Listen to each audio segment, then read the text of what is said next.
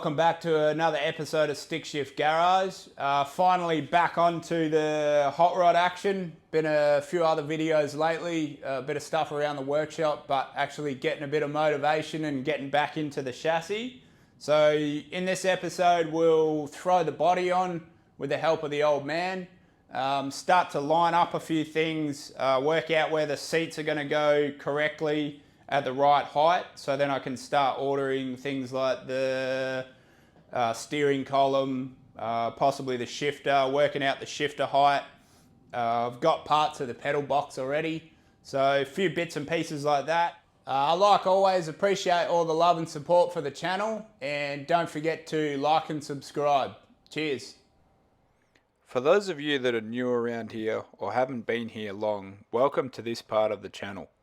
This is my 1930 Ford A-model coupe project, powered by a GM 6.2 litre factory supercharged LSA. Transmission is a fully built and trans-braked 4L80 with lots of heavy duty parts.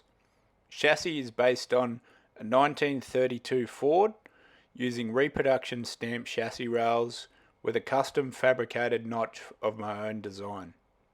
Independent front suspension, parallel 4-link rear, all designed and set up for radial tyre drag racing and street use. All fabrication and chassis design carried out by yours truly. I wanted to build this car to toe the boundaries of drag car and street car, and the best part of all, this car will be 100% street legal for use in Australia.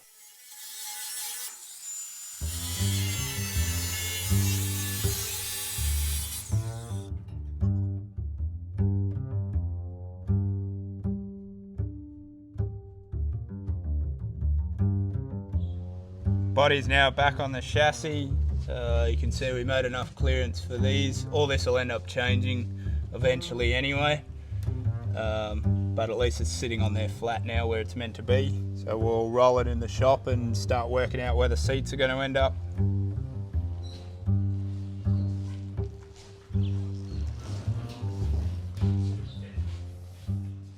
Back in the workshop today. Been a pretty flat out time of year, I think, for everyone. So finally time to get back and do a bit of work on the A-model coupe project. Thanks to all the support. Appreciate everyone in the last video. Really blew up on YouTube and done really well for me. So pretty excited about that. Thanks for everyone's comments and help and support on what they thought was going to work and what could work for the 3D printing and stamping on the aluminium. So a few more videos to try out with a few mods that I've done to that. They'll be coming in the future, but for now we'll get on to doing a bit of work and try and mount up the thermo fan and finish off all the legs and mounts for the radiator shroud. So we'll tick over with that. You've been following along for a while. You would have seen the few videos I did on hammer forming the radiator shroud with a MDF buck and shrinker stretching this angled piece of aluminium to go around there and act as a bit of a tunnel for our fan. So the fan will end up sitting in the center of the tunnel here. I've already rolled up a chromoly ring for the motor support and machined up these little bosses. They're a little offset, so the next plan is to trim them down and get this ring to fit over the center. So it'll be in the center line and support the weight of the motor. Then we'll work out some legs, and I'll bend up some chromoly legs that'll come out to the corners of the radiator shroud and make a few feet for them and support it.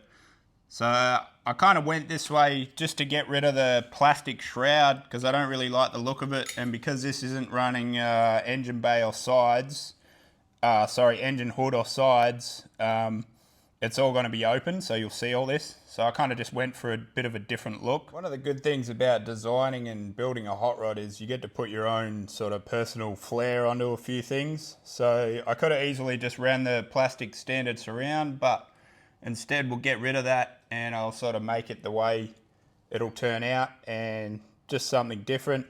You have a good opportunity to put your own personal touch on a lot of items on the car, so pretty excited to see how it's going to turn out. I'd already machined these up out of a bit of mild steel stock, and drilled and tapped them to suit these mounting holes. So you can see they're offset. So first step's going to be to just sand the flats off of these so they fit nice and flat and in tighter with the motor. And then we'll trim the outsides and make sure the ring sits on the outer circumference of it. So the ring will sit at the same distance that the blocks will be on, and it'll sort of put the center of gravity closer to the center instead of the ring being right hanging off and all the weight being out the front. Got the bosses all cut up, and now the ring's sitting flush, ready to tack that on there. Nice and central.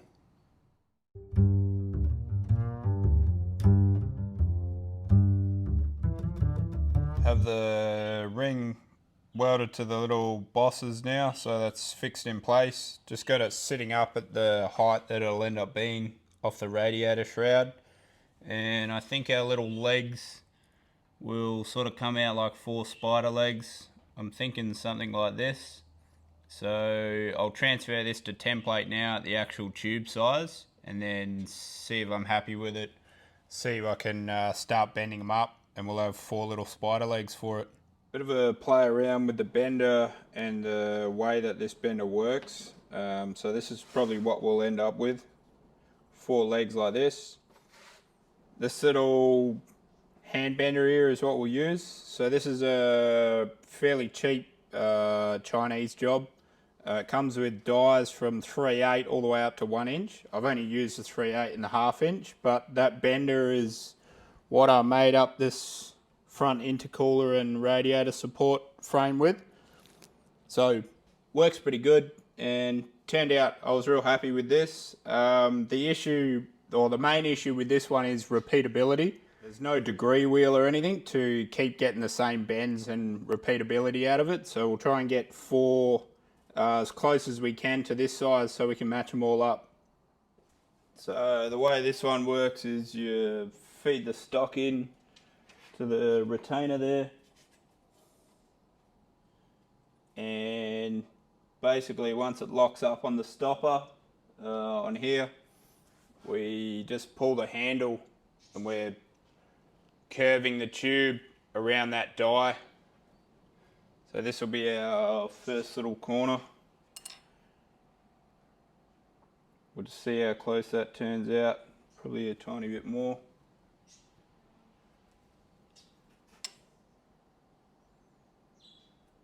Something around there.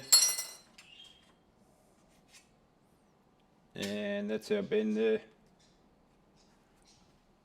So it turned out pretty much the same.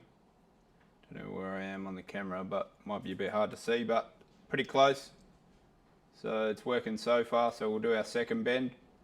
Second bend's actually the other way, so I've fed it in as far as I can go until we hit the keeper stop, and we'll bend this one back around. So this is 3/8 85 wall chromoly tube.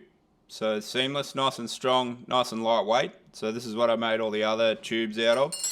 And this is what they use mainly on a lot of race car stuff because it's got a good amount of strength to it.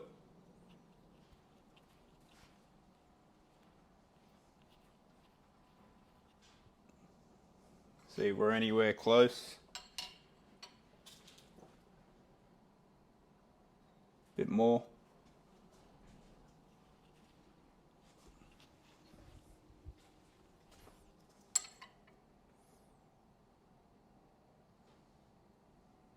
Coming up fairly close there.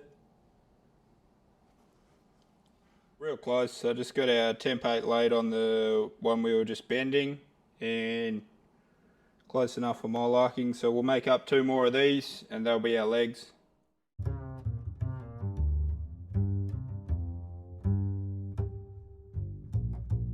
So surprisingly enough, I managed to make 4 that are very close without wasting any length to the tube.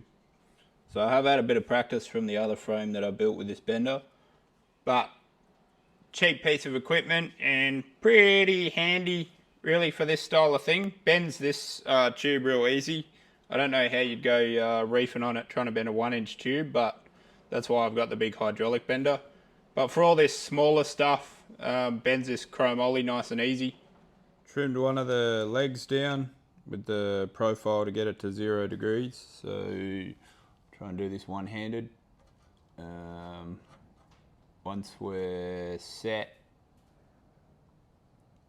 and we're right on the fan there, fan sitting where it needs to be, this will be 0 degrees, bit hard to hold with one hand. But this will be where we're going to end up, so it's going to be a bit tricky to tack it up, but it should look good once it's all done. I'll cut the rest of our legs to match, and then I'll get on to tacking it all up, getting it in place. As anticipated, was extremely difficult to tack them up, but there's a leg on each one now, so I should be able to manipulate them a little bit and get them where they need to be correctly, and then tack the rest of them out at the right height. Keep it all centralised. Go for a test fit in place. Looks pretty good. So it'll end up sort of basically there once it's centralised. I'll make up 4 little feet now for where these legs end up, and then they'll bolt through with like a sandwich plate to the inside. Just marked out a little diamond here, so that's going to be our feet, and we'll put a little hole in there and a button head screw, probably M6. So just transfer those onto our 3mm plate here. I'll cut all these out.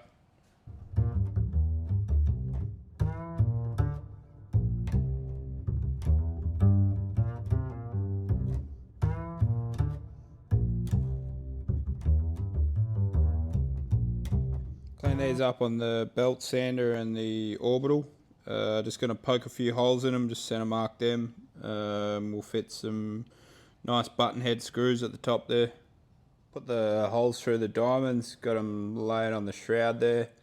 It's going to look pretty trick. I like how it's turning out, so I'll put some holes in the shroud and we'll tack these legs into place, start to hold itself together. Drilled and bolted the feet plates down into place, just got some socket head screws, that was all I had laying around. So time to tack out the legs, and then basically it's holding itself together. Just got a couple of tacks on all the feet, sitting back in place. So the actual shroud's not secured to the radiator at the moment, but it doesn't seem to move at all. So pretty happy with how sturdy it's turned out. And even when you hit it and test it, it doesn't even shake. So real happy overall. Definitely moves some air. You won't hear it over the engine, so it should be fine. This is one of the biggest Sparl fans before they go to the race series. So biggest one I could get to try and keep it cool. It's really going to help having no hood. So overall, very happy with it. And that'll probably do for now until this stage.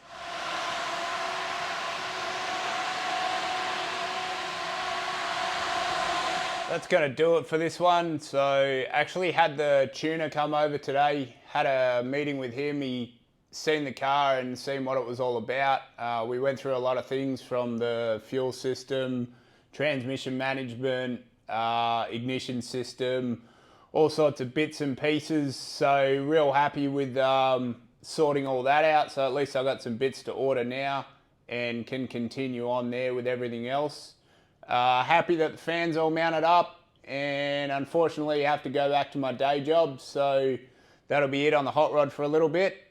Stay tuned for the next episode. We've got revision 2 of the 3D printed dies, so we've made a few changes and continue to test out trying to stamp some of that aluminium and get a good result. Thanks for watching. Don't forget to like and subscribe if you haven't already. Appreciate it.